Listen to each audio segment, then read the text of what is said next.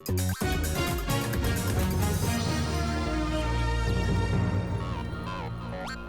बात करते हैं विश्व मंच पर प्रधानमंत्री नरेंद्र मोदी की। G20 सम्मेलन में शामिल होने के लिए प्रधानमंत्री मोदी इटली के रोम में हैं। सम्मेलन में शामिल होने से पहले पीएम मोदी ने वेटिकन सिटी में जाकर पोप फ्रांसिस से मुलाकात की। पीएम मोदी के इटली दौरे की ये 3 तस्वीरें हम आपको दिखा रहे हैं। एक तस्वीर पीएम की पोप फ्रांसिस से मुलाकात की, एक तस्वीर G20 में राजनेताओं के साथ की है। लेकिन प्रधानमंत्री की पोप फ्रांसिस से मुलाकात का क्या कुछ असर भारत की सियासत में हो सकता है, और खासकर गोवा में विधानसभा चुनाव को लेकर हर कोई किस तरीके की कर रहा है तैयारी, दिखाते हैं आपको अपनी इस रिपोर्ट के जरिए। मोदी मोदी मोदी भारत माता की जय। इस मुलाकात के मायने बेहद अहम हैं। दुनिया के सबसे बड़े लोकतंत्र के नेता का ईसाई धर्म के सुप्रीम लीडर से भेंट। क्या इस मुलाकात के सियासी मायने भी हैं? G20 सम्मेलन में भाग लेने के लिए इटली दौरे पर गए प्रधानमंत्री नरेंद्र मोदी ने वेटिकन सिटी में ईसाई धर्म के सर्वोच्च नेता पोप फ्रांसिस से मुलाकात की। बताया जाता है कि ये मुलाकात 20 मिनट के लिए थी, लेकिन 1 घंटे तक चली और मुलाकात को लेकर सियासी अटकलें भी शुरू हो गईं। इस मुलाकात को गोवा में अगले साल होने वाले विधानसभा चुनाव से जोड़कर देखा जाने लगा। जानकारों के मुताबिक गोवा विधानसभा चुनाव से पहले राजनीतिक रूप से ये मुलाकात महत्वपूर्ण है। गोवा में ईसाई समुदाय की आबादी करीब 25% है। बीजेपी के लिए गोवा में ईसाई समुदाय का वोट अहम है। इसके अलावा केरल में भी कैथोलिक चर्च का खासा प्रभाव है। केरल में भी बीजेपी ईसाई समुदाय में अपनी पैठ जमाना चाहती है। केरल में चुनाव तो हो चुका है, अब गोवा की तैयारी है।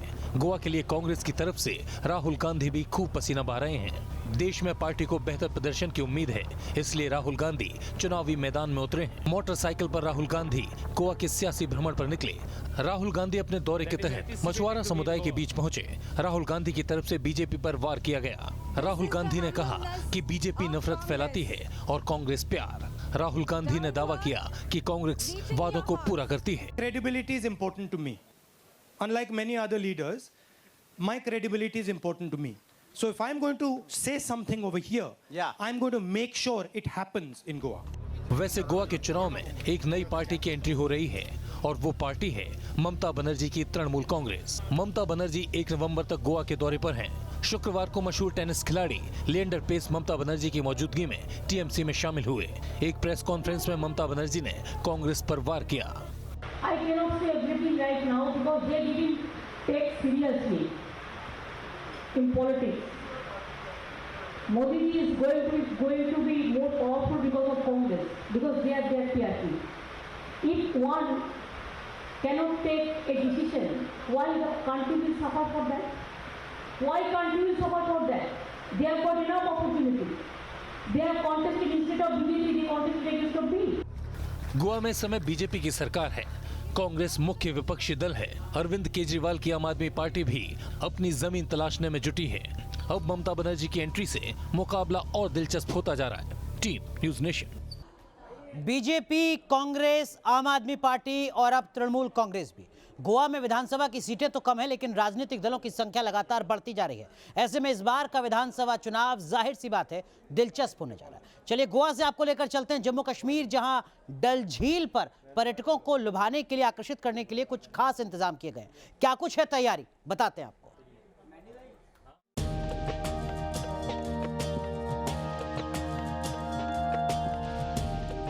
डल झील की सबसे दिलकश तस्वीर, एशिया का पहला ओपन एयर फ्लोटिंग थिएटर।